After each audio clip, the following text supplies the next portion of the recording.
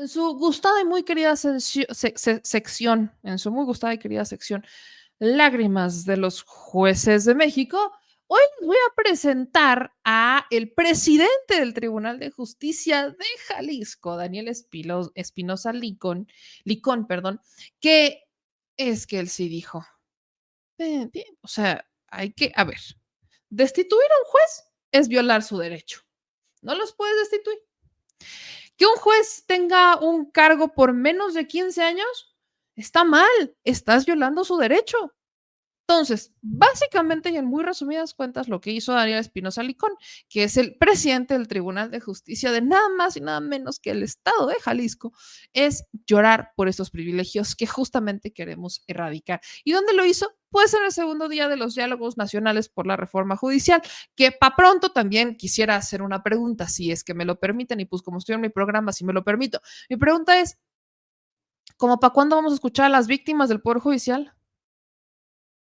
Porque está bien, entiendo, y es parte de, hay que escuchar a jueces, ministros, abogados, magistrados, totalmente de acuerdo. Pero entonces, ¿vamos a escuchar a los que están involucrados en lo que queremos modificar? ¿O vamos a sentarnos también a escuchar a las víctimas del Poder Judicial? Que son muchas, pero podemos elegir de manera aleatoria. Pensemos en los familiares de las personas que están sin sentencia, prisión preventiva de oficio. Pensemos en los familiares de personas o de colectivos que se han organizado para exigir justicia porque tienen a alguien preso sin sentencia. Pensemos, no sé, en alguna mujer que su asesor, su agresor o su intiminicida, este tipo persona que la haya intentado matar, haya salido afuera porque un juez le pidió, pues, le dio un favorcito. O no sé, busquemos a la víctima del caso Porquis, que fue de las pocas que al final obtuvo justicia bastante tarde, pero ¿por qué no buscamos también a estas víctimas? Creo que valdría la pena sentarnos con ellas, creo que son de las voces más importantes que habría que escuchar en los diálogos por la reforma al Poder Judicial. Busquemos a las víctimas, hombres, mujeres, que hayan sido víctimas de jueces injustos, miren, en este país abundan, son los que deberían de estar ahí porque ellos son los que tienen el diagnóstico más claro del problema con el Poder Judicial. Que un juez no les otorgó un amparo para, o que un juez más bien, porque los amparos sí los otorgan, ¿verdad? Que un juez no les otorgó una medida cautelar en contra de un presunto feminicida o de alguien que intentó asesinar a una mujer y eventualmente anda merodeando o fue a asesinar posteriormente, que hubo casos muy polémicos, de cómo pues lamentablemente tienes a una mujer que fue a denunciar a su marido, que fue quien intenta asesinarla, lo detienen, eventualmente sale libre y 2 días después la asesina. Hay que buscar a los papás de esta mujer, hay que buscar a sus hijos, escúchenlos. Nadie más te va a poder decir, nadie más te va a poder dar esa, la fibra más delgada de la corrupción del Poder Judicial si no vas y los escuchas. Independientemente de seguir escuchando a jueces, ministros, magistrados, abogados, escuchen a las víctimas del Poder Judicial. Que porque un juez no decidió, un juez alargó la sentencia o porque un juez ha estado postergando las audiencias o porque escúchenlos, porque ese es un diagnóstico que yo no he escuchado tan abiertamente. Lo mencionan por encimita, dicen es que la justicia debe ser pronta y expedita y con eso buscamos garantizarlo. Ajá, sí, pero ¿cuándo vas a escuchar a las víctimas del Poder Judicial que la han padecido por culpa de un juez o una jueza que tomó una decisión que literalmente los puso en riesgo a ellos o a sus familias o a sus ingresos? ¿Por qué no vamos a buscar a una de las familias que han perdido sus predios porque un juez autorizó que alguien se adjudicara un ejido? Hay muchos en Yucatán, hay muchos en Yucatán. ¿Por qué no vamos a buscar a una madre o un padre que por culpa de un juez se tuvo que separar de sus hijos? Y las autoridades están, ahora estos niños están en custodia del Estado porque pues un juez autorizó retirarle a los menores a un padre o una madre que estaba haciendo bien las cosas para dárselos a quizás al otro que es un agresor o agresora. ¿Por qué no hablamos con esas víctimas del Poder Judicial? Son las que tenemos que escuchar. Pero bueno, esa es una amable petición que se hace de esta muy humilde trinchera. Por lo pronto, es que ustedes piensen en los jueces. De verdad que sí, piensen en... Todos replantear la forma de trabajo con todo ahínco, profesionalismo, eficacia y eficiencia que la ciudadanía espera. Sin embargo, se reconoce que el pueblo de México, a través de sus instituciones y decisiones democráticas, ha otorgado al Congreso de la Unión la posibilidad de realizar reformas constitucionales, incluyendo la propuesta de que jueces, magistrados y ministros sean electos por voto popular. Como Poder Judicial, se respeta profundamente las decisiones tomadas por otras instituciones autónomas e independientes, como el Congreso de la Unión, y se espera la misma reciprocidad hacia nuestras propias determinaciones. Como presidente del Supremo Tribunal de Justicia y del Consejo de la Judicatura, se representa un colegiado de 34 magistrados, 5 consejeros y 206 jueces de primera instancia, a quienes respeto profundamente. De entre ellos, se han escuchado voces a favor y en contra de la reforma constitucional. Debo de precisar en torno a esto 3 propuestas.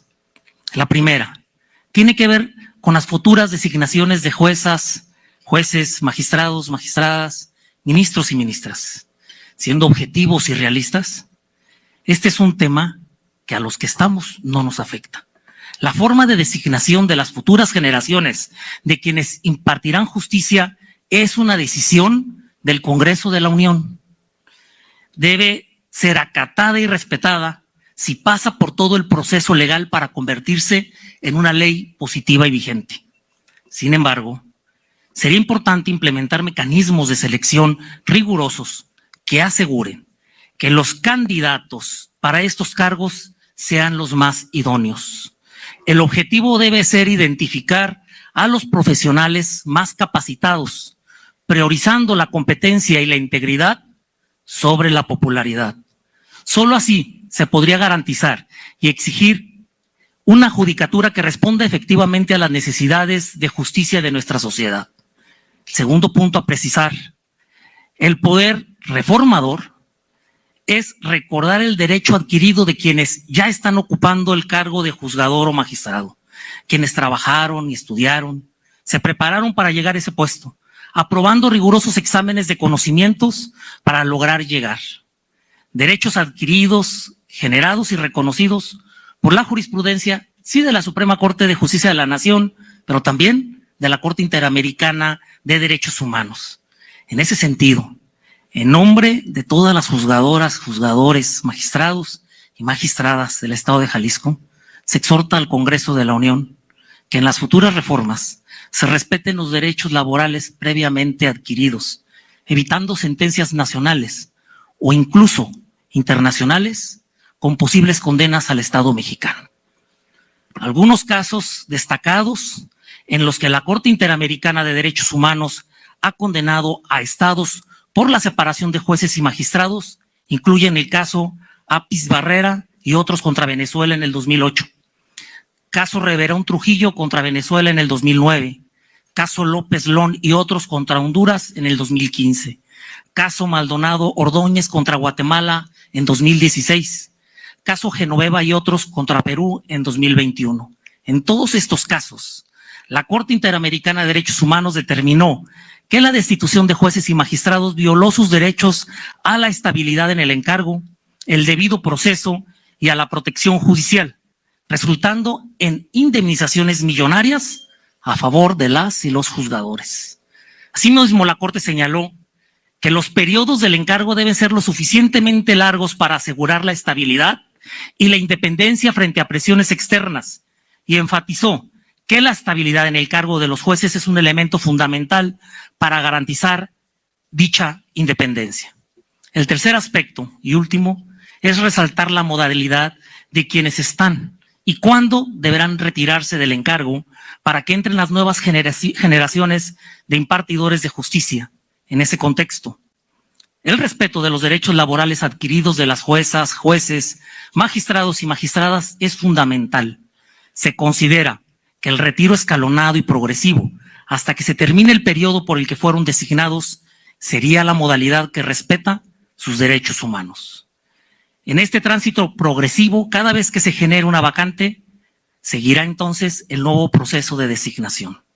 Como representante del Poder Judicial del Estado de Jalisco, se insta respetuosamente a las y los integrantes del Congreso de la Unión a tomar en cuenta estas consideraciones vitales al implementar una posible reforma. asegurando así un poder judicial eficaz, eficiente, humano, cercano a las y los justiciables. Muchas gracias. Les digo, piensen en los jueces, lágrimas de juez. Es que dicen que si destituimos a unos jueces, pues eso es estar en contra de sus derechos. Piensen en los derechos de los jueces. Ay, ustedes están insensibles, corazones de hielo. Qué feo que sean así. Sí, ese es el presidente del Poder Judicial, es el presidente del tribunal, en nada más y nada menos que en Jalisco, el Tribunal de Justicia en Jalisco. ¿Por qué no me extraña de Jalisco? No, no me extraña.